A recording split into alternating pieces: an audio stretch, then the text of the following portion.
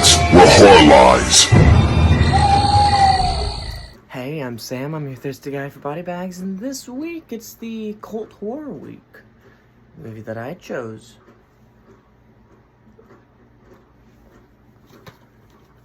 The Curse of Michael Myers. I really like this one. In fact, it's my favorite of the trilogy. It's my favorite sequel. Well, if I was talking about the unrated producer's cut, then I'd be like, yes, it's my favorite sequel. If we're talking about the theatrical, huge difference is the ending, but nonetheless.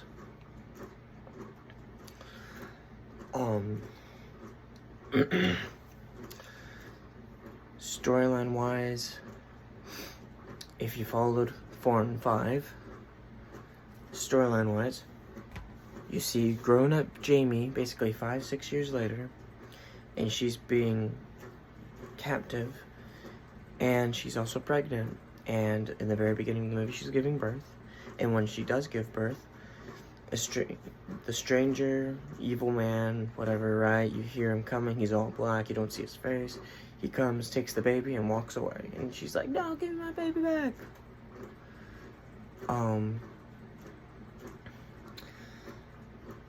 Some nurse is able to get the baby back, brings it to Jamie, and helps Jamie escape, and that's when Michael is let loose and starts chasing them, but Jamie gets a head start. She gets a car and gets on out of there.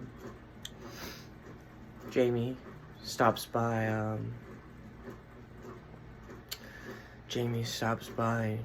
a train station, and then leaves, and Michael follows, and then they have a car chase, and then she crashes, and then Michael kills her. And then when Michael goes to her car, he sees that, oh no, the baby's not here. Baby's in the train station still, but he doesn't know that. He's like, guess I gotta wait now. Don't know where the baby is.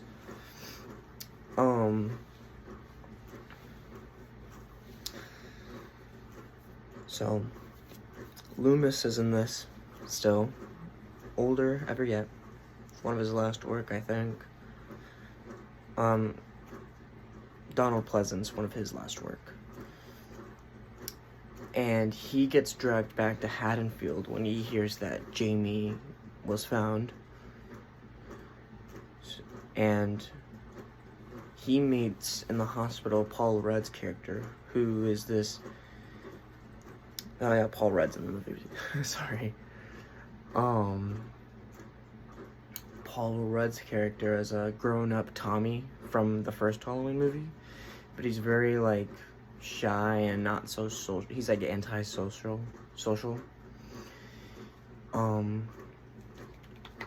And he's kind of like, Michael will come back kind of thing, and his room looks like conspiracies stuff, right? He hears that, because of some details, he's like, wait, Jamie was in the train station, let me go to the train station and see if there's something there. He finds the baby there, and so when him and Loomis meet, they're in the hospital, and he has the baby, and that's kind of where, like, the movie kicks off with them. But, there's also this other main character, the lead woman,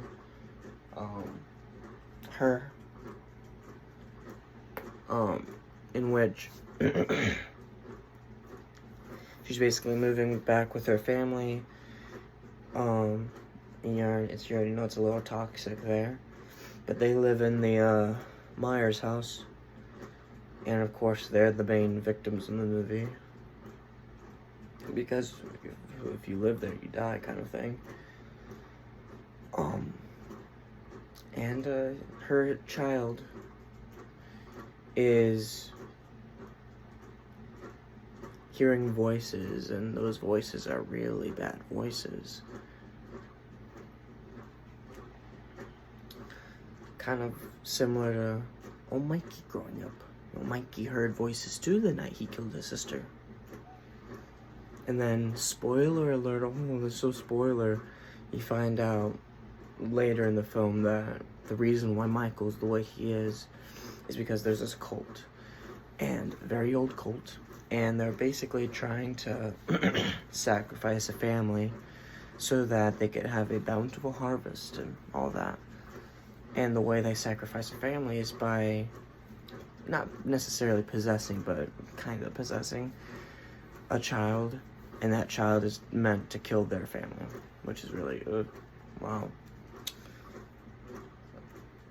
And, yeah.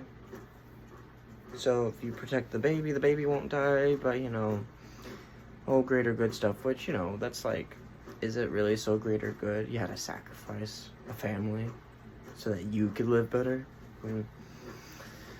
That's something to think about.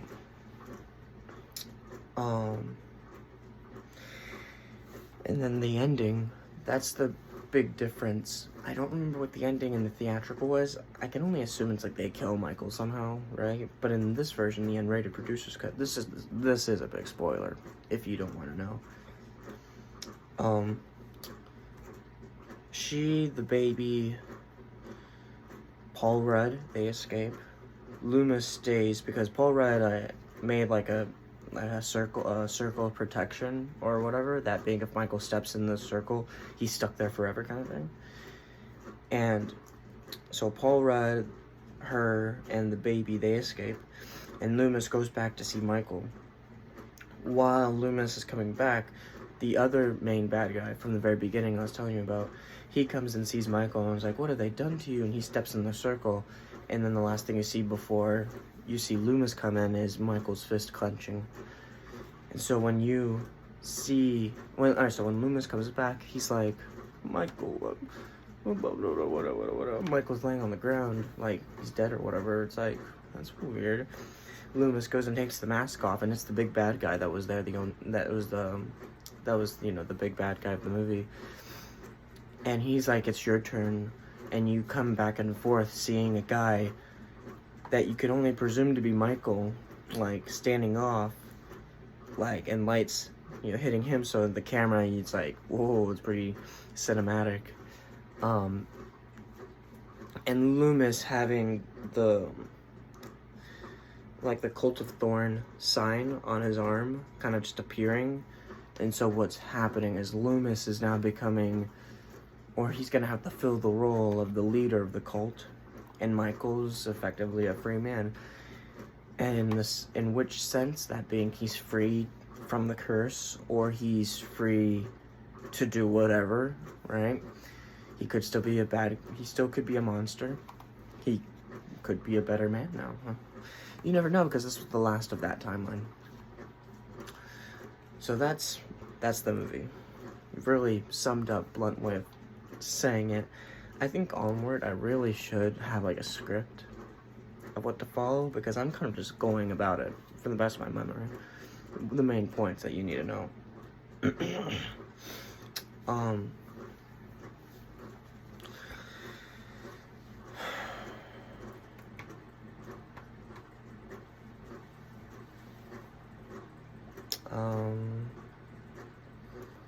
I guess a couple things, not necessarily about this movie, but just about Halloween in general. I don't really like when people use multiverse for Halloween. I think timeline is a better term. Because multiverse, like, when I think of multiverse, I think of either, like, Phantasm multiverse, where there's, like, multiple versions of, like, Michael, right? And the Tall Man is, like, seemingly going after each and every one of Michael for whatever reason. Or, like, in Marvel, so there's Doctor Strange, and there's, like, say, you have two versions of him. They both lost something. Maybe one was hands, the other was, like, something else or whatever, but they both lost something, and they both went looking for a source of power to heal them and, you know, whatever, and then that's how they become Doctor Strange. Really also blunt way of putting it. But it's like, they're basically the same thing. It's just very slightly different in the sense of how they became who they are. So it's like when I'm thinking of Michael, I'm like, okay, why did he become who he was? This timeline tells you why he is the way he is, and that's because of the cult. But in every other timeline, except probably the Rob Zombie one, they never tell you why Michael's the way he is. And it's not going to be, like, completely different each time, I don't think, unless you want to go and be, like, different timeline. So, yeah, there's that. And then I guess, what's my favorite timeline? So I guess to go about the timelines, there's the Cult of Thorn timeline. There's the H2O / Resurrection timeline, which is Halloween.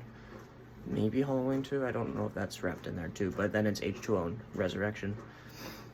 Then there's the Rob Zombie timeline, which is just his movies. And then there's the modern one, which is Halloween, then 2018 Halloween, Kills, and I don't think there's, like, another timeline when it comes to those movies.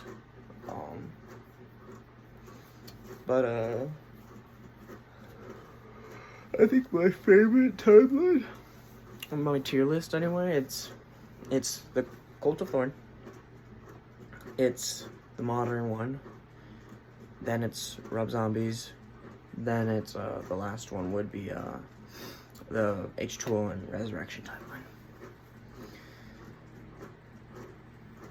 Yeah. But yeah, I mean, I think if you've only seen the theatrical cut of this movie, you really should go and watch the unrated producer's cut, because the ending is just so much better, and it fits it so much better, I would say. You know, like, I don't know what the original ending was. It's like, it doesn't matter. This is so much better. I really like the poster of this, the cover. It's very simple, but I think it makes a point.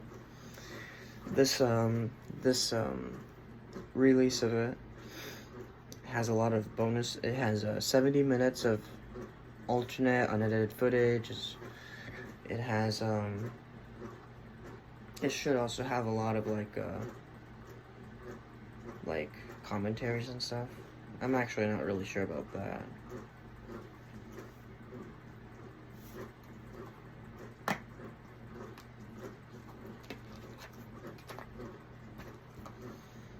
Maybe not. And if it does, it's like 1 or 2 probably. Never mind. It's just the alternate movie. But anyway, I think that's it. That, you know, this is their 14-minute video, and I'm Sam. I'm your thirsty guy for BodyBags. I chose for the Cult of Horror week, I chose Halloween 6, The Curse of Michael Myers. Really good movie, you should check out. I'll see y'all next week. Goodbye.